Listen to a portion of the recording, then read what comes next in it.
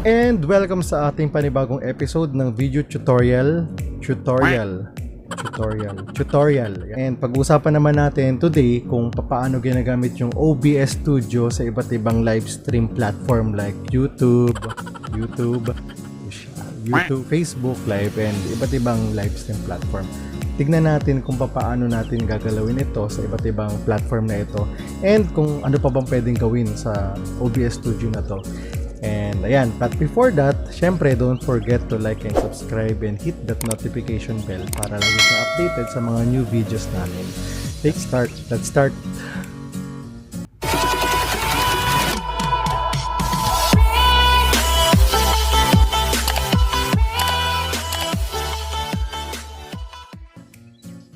Alright, so nandito na tayo sa ating desktop ulit. Then punta lang tayo sa Chrome. So, ito po kung paano natin i-download yung ating OBS na ginagamit. Uy, nakawala ng net. Okay, so hanapin lang natin. Search lang ng OBS Studio. Okay, so yung pinakauna, obsproject.com. So, yung atin na-open. Then, click mo lang yung for Windows. Then, dadaling ka niya sa download. Automatic na da-download siya. Okay, so habang nagda-download, nood mo natin yung favorite natin palabas. Ay, wala pala.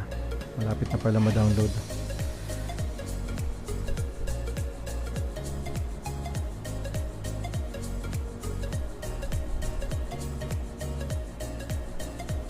Okay, wait lang natin, ma-download.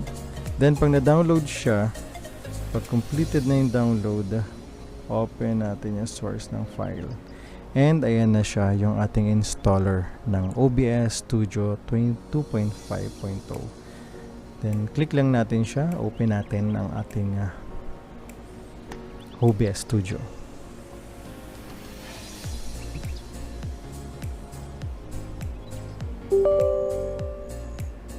Okay, click yes. Then next, install. Okay, yan, medyo mabilis naman siya.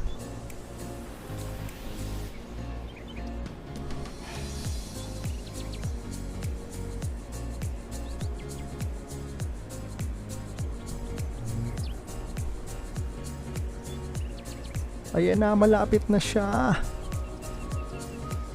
Konting kembot na lang. Teka, wait natin. May nahanap pa yata siya eh. Konti na lang. Ayan.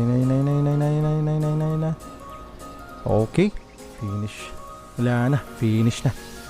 Okay, close na natin to. So, mag-open na si ating OBS Studio. Kusa na siya mag-open. Ay, hindi pala. Ayan na siya. So, may icon na. Ayun, kusa nag-open nga. Alright. So, ayan. Na-detect na yung ating microphone dito sa desktop. I mean sa laptop. So, ganito itsura niya. So, pwede mo rin naman siyang gawing studio mode kung magla-live stream ka. So, yan. Ito yung transition na every time na nagawa ka dito, gusto mo na siyang ilabel sa live, dadali mo lang siya dyan. Or, yan, mamaya papakita natin. Or transition, click mo lang siya. Okay, so, umpisa natin. Gawa tayo ng cover. Cover ng ating program, ng live. Then, dito sa scene. Sa source, hanapin natin yung source niya. Image. Then, browse lang. Then, punta tayo sa desktop. May image tayo dito. Yan. Okay. So, i-zoom lang natin siya na magkakasya dito sa ating screen. Okay. Testingin natin ha. Transition. Yan. Yan ang lalabas. Balik rin natin kung saan tayo balik yun nandito or pwedeng dahan-dahan. Yan. Okay, next natin. So, same tayo sa cover sa scene na to. Lagyan naman natin ng text file. Then, live stream. Exclamation point. Then, okay. So, pwede rin natin ibahin yung font nito.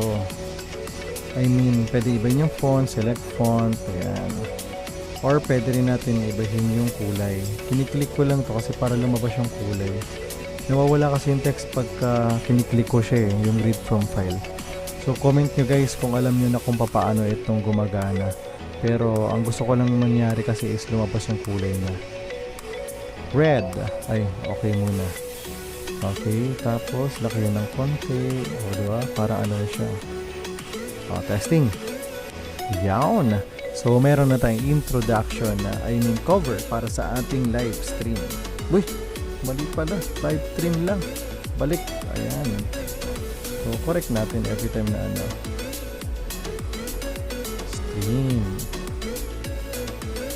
Hindi na siya tuloy kasha. Ayan. Gitna. And guys, mamaya tuturo ko rin paano siya ilalagay sa iba't ibang mga stream, live platform. Platform natin. Okay, next natin is intro. Sa intro natin, may mga video tayo sa mga intro natin, di ba?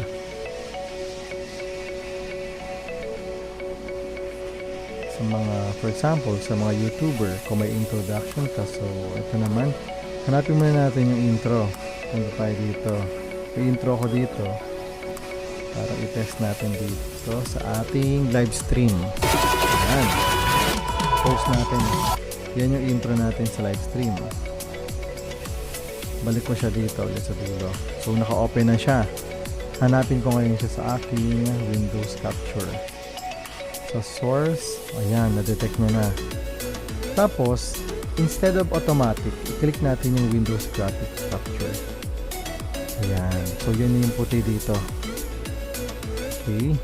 So pag ino natin yan, ano siya? Space. Balik.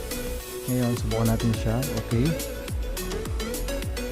Detect niya na rin yung ating sounds ng desktop ng computer.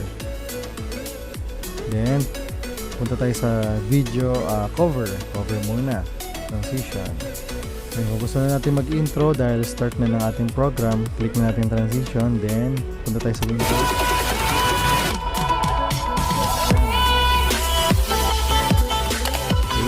Live don't forget at yung live sa kanan program. Then, balik natin sa transition for live stream. Okay, paano naman natin ilalagay yung zoom dito? Open tayo ng bagong scene, zoom. And before that, open na rin natin yung zoom natin dito na application. Start tayo ng meeting.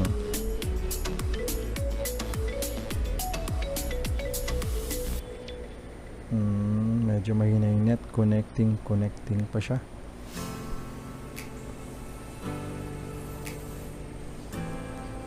Wait lang natin. Sorry guys, ang hina ng net yata ngayon. Connect ka na. Connect! Uy, mga ayaw niya. Ayan. Okay, join via audio. Click natin. So, yung video natin, isa-source natin yung Droid Cam. Dahil meron na tayong Droid Cam na in-install natin last episode natin kung paano tayo magkakaroon ng webcam dito sa ating laptop kasi medyo mahina yung quality ng video nitong laptop. So pupunta tayo dito sa ating live stream. Okay, ito. Yan. Kailangan, pagka ganyan na siya, huwag nyo nang gagalawin. Hindi nyo pwede i-zoom or i-max yan, i-full screen or ibabalik na ulit sa hindi full screen kasi nawawala yung kanyang Windows Capture pagka ginagalaw nyo yun. So, steady mo lang siya na ganyan. Then, Alt-Tab lang tayo ng Alt-Tab. Alt-Tab. Huwag nyo rin i-minimize. Alt-Tab tayo. So, hanapin na natin si Zoom dito sa source. Laging Windows Capture kasi Windows yung in-open natin. Ayan, na-detect niya na si Zoom sa bagong Windows. Then, click niya rin ulit yung Windows para lumabas yung video. Ayan. Okay, so tignan natin kung lalabas yung video na ginawa natin. I mean, yung video natin ngayon na live. So, sinelect natin yung Droid Cam. Then, open natin yung Droid Cam. Taran! Ayan na siya. Yung Droid Cam natin. So, click na natin to. Ayan. So, nandyan na siya. Meron ng video. Okay natin. Try natin ulit mag-cover. Tapos intro. Punta tayo ulit dito sa hanapin natin yung intro natin.